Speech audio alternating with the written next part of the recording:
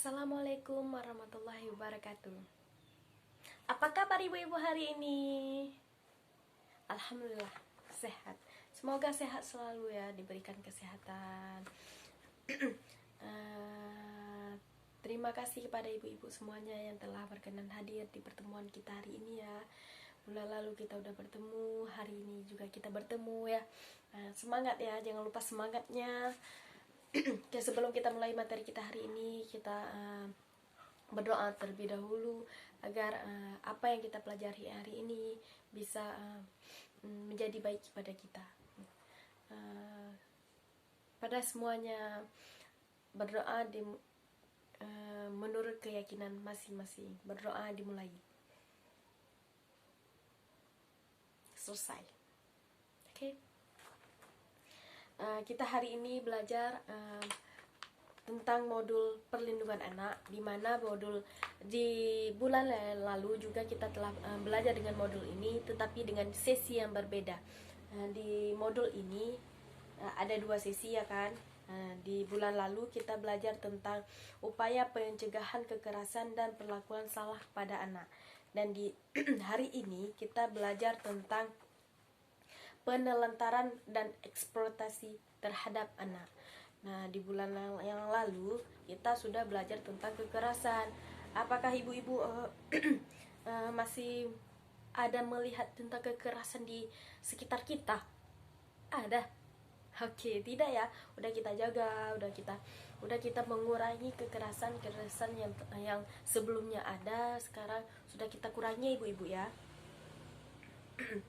Nah, sebelumnya apa yang kita pelajari tentang sesi yang lalu?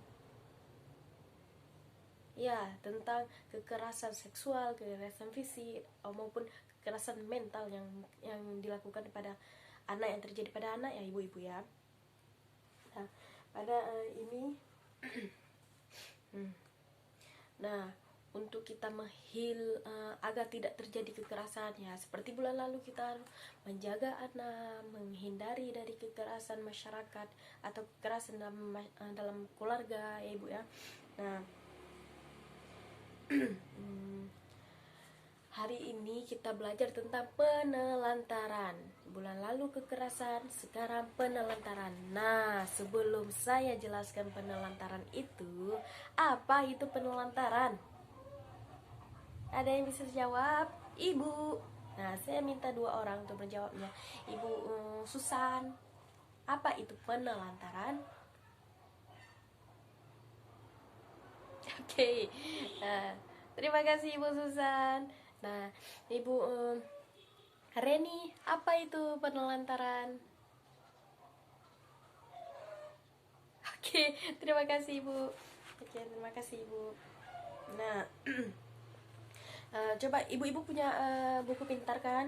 Nah, buku pintar. Nah, yang kemarin juga kita pakai buku pintar, hari ini kita juga pakai lagi buku pintar. Buka buku pintar halaman 33. Nah, di sini kisah Tasripin, bocah 12 tahun yang harus menghidupi ketiga adiknya. Nah, di sini. Nah, coba dengarkan ibu-ibu ya. Saya bacakan sedikit cerita tentang Tasripin. Di sebuah dusun di desa Gunung Lurah, Kecamatan Cilogok, Banyumas, Jawa Tengah, Tasripin berumur 12 tahun harus mencari nafkah untuk menghidupi ketiga adiknya, Dandi 9 tahun, Rianti 7 tahun, dan Dario 5 tahun. Ayah mereka pergi bekerja di Kalimantan bersama kakak tertuanya, sementara ibunya meninggal akibat tertimbun longsor saat sedang mencari pasir 1 tahun lalu. Ketiga adiknya kini sangat mengenalkan Tasripin, yang setiap hari harus bekerja di sawah dengan mencangkul, membersihkan sisa-sisa padi, serta menanam padi bersama warga desa pada saat menanam. Hampir setiap hari Tasripin mesti pergi ke sawah untuk mencari uang demi menghidupi ketiga adiknya. Kalau berangkat ke sawah jam 7 pagi dan pulang jam 12 siang. Kadang sehari dapat 30 sampai 40 ribu sehari. Itu beli beras dan sayur, sisanya untuk jajan adik. Jelas bocah yang telah putus sekolah itu. Pagi sebelum dia berangkat ke sawah, Tasripin harus memasak nasi dan sayur untuk adik-adiknya. Selain memasak, dia juga harus mencuci pakaian, menyapu serta memandikan adik-adiknya, tapi bukan hanya sekedar memandikan dan memberikan makan untuk adik-adiknya. Dia pun bertanggung jawab terhadap akhlak adik-adiknya dengan mengajak adik-adiknya sholat dan mengaji di musola depan rumahnya. Nah, sudah mendengarkan bukan cerita Tasripin? Dalam cerita ini, apa saja pekerjaan dan tanggung jawab Tasripin terhadap anak-anak adik-adiknya? Ya, pekerjaannya menanam, membantu orang lain. Tanggung jawabnya, oke, betul Ibu. Tanggung jawabnya adalah menjaga akhlak adiknya. Nah, di usia Tasripin sekarang 12 tahun nih, apa yang seharusnya dia lakukan? Ya, belajar ya ibu-ibu, bukan bekerja, belajar. Dia harusnya belajar, dia duduknya di sekolah, bukan di tempat pekerjaan. Nah, dengan kasus Tasripin ini, apa yang seharusnya dilakukan oleh ayah atau kerabatnya terhadap Tasripin dan adik-adiknya? Ibu-ibu? Iya, betul. Seharusnya keluarga ayah atau lainnya itu harus menjaga Tasripin, memberi sekolah Tasripin. Nah, sekarang jawabannya ditulis di sini ibu-ibu ya. Nah, kita tulis di sini yang kita jawab tadi. Udah ibu?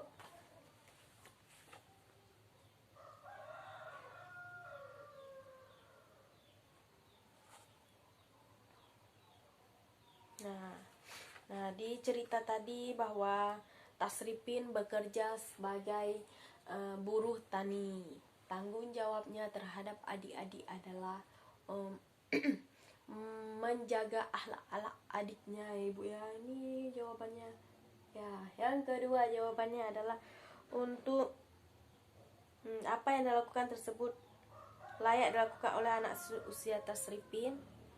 Tidak. Nah, tidak. Jawabannya tidak. Apa seharusnya Tasripin lakukan? Bersekolah. Oke. Terima kasih. Jawabannya nomor 3.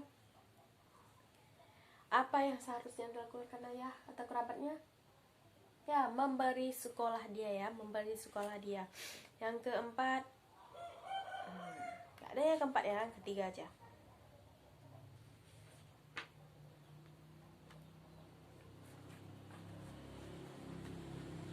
Nah, sekarang apa yang dilakukan oleh orang tua Tasripin? Apa yang dilakukan? Perbuatan apakah yang dilakukan oleh ayah Tasripin terhadap Tasripin dan adik-adiknya?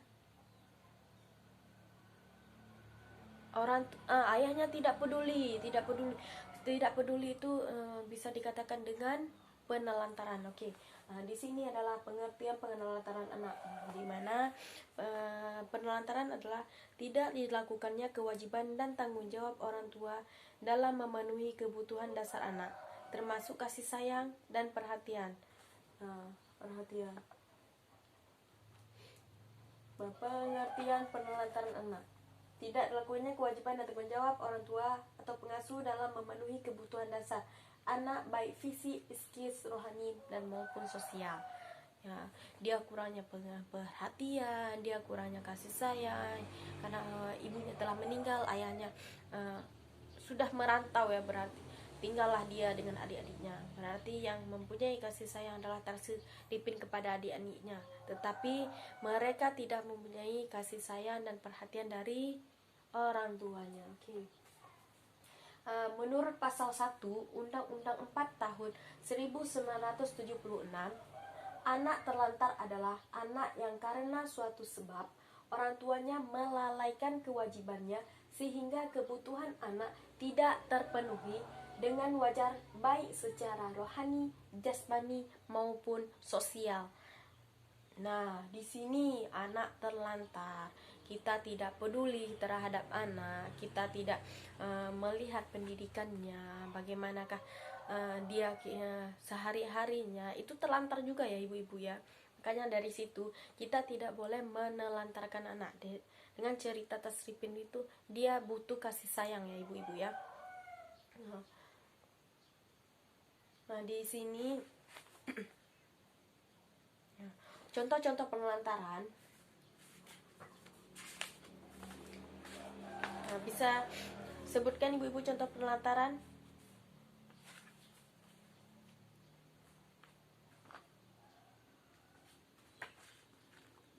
Ya ibu.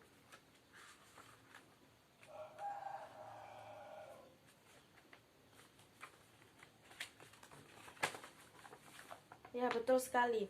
Nah, contoh penelantarannya tidak diizinkan sekolah, tidak diizinkan main, tidak mempedulikan kesehatannya, tidak mempedulikan perhatian kepada dia, tidak memberikan kasih sayangnya.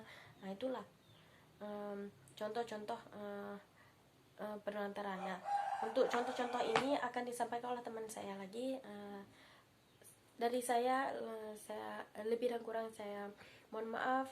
Assalamualaikum warahmatullahi wabarakatuh.